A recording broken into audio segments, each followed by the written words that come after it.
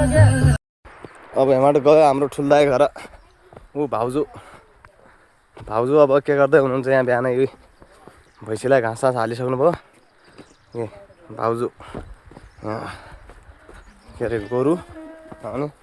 ठुलबाबा त हुनुहुन्न कता जानुभयो उहाँ जानुभयो आफू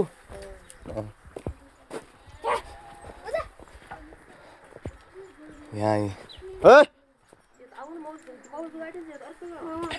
फोहोर गराउँछस् यहाँ केटाहरू पढ्दैछन् ए पढ झाल्नु बसिया छौ यहाँबाट गयो फेरि हाम्रो ठुलो अङ्कला घरतिर गयो अब हिजो साँझ आएर अहिले तत्काल जानुपर्ने भएको कारणले मैले सबै ठाउँ घुम्न भ्याइनँ अब पछि चाहिँ अर्कोचोटि चाहिँ सबैतिर बनाउनु पर्ला अनि उखुबारी ओहो के गर्न लाउनु भयो के गर्न लाउनु म हिसाब आएर पनि अब जाने बेला भइसकेको छ मेरो तालिममा आएको त्यही पनि यसो घरतिर भेटघाट गरेर भने न ल्याउनु नै नेपाल जाने त मुगु नै हुन्छ होला पछि के हुन्छ अहिले तत्काल चाहिँ नेपाल आउँछ तालिम हो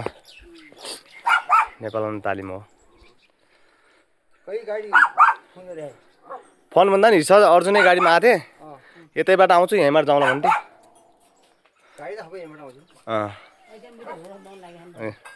यहाँ चाहिँ चल्ला छन्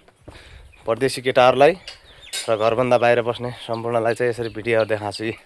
ठुलो आङ्गला खसी यस्ता छन् हेर्नुहोस् यहाँ ट्याक्क बाख्रा उता भैँसीहरू उता छन् अनि गाई गोठे यता सबै यतै छ यसो छ है अन्टी लाग्यो यहाँ क्या तल्नु अब के मल जोग्दै हाल्दै के चिनी मल हो यो कहाँ खेता हान्ने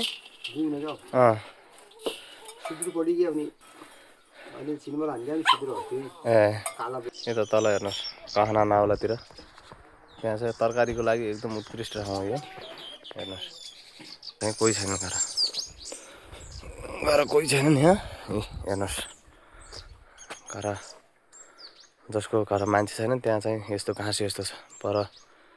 हाम्रो अङ्कल गाउँ पनि यस्तो भएको छ यहाँ अङ्कल गाउँ पनि यस्तो छ रुवा यहाँ चाहिँ रुई हेर्नुहोस् रुईको बोटो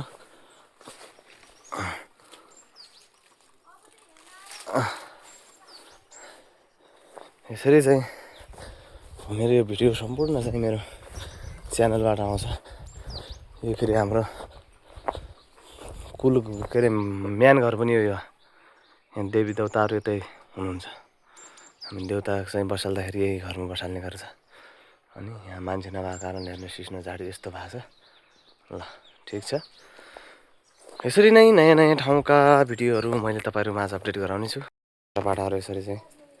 घाँस खाइरहेको छन् यहाँदेखि अब अगाडि बढौँ हामी यता लाग्यो हेर्नुहोस् यो हाम्रो डामती पुसाइ घर जाने बाटो यहाँ चाहिँ डामती पुसाइ घर जाने बाटो यही हो यहाँदेखि जान्छ माथि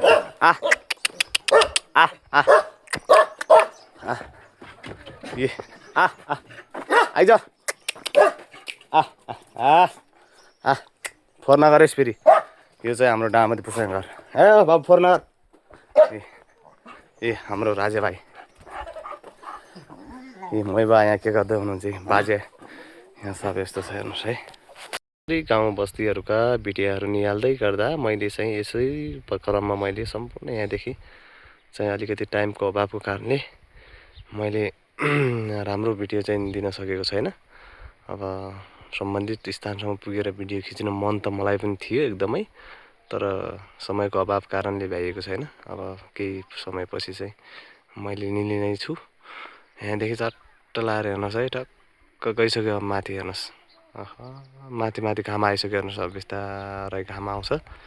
अनि यताको गहिरोतिर फेरि यसो जाँदै गर्दा यहाँ तल खोला पर्छ एउटा ठुलो खोला त्यहाँ खोलामा तिदु सिदु पाइने ऐसालु सैसालु सबै पाइने ठाउँ हेर्नुहोस् यो त अचम्मैको छ यहाँ त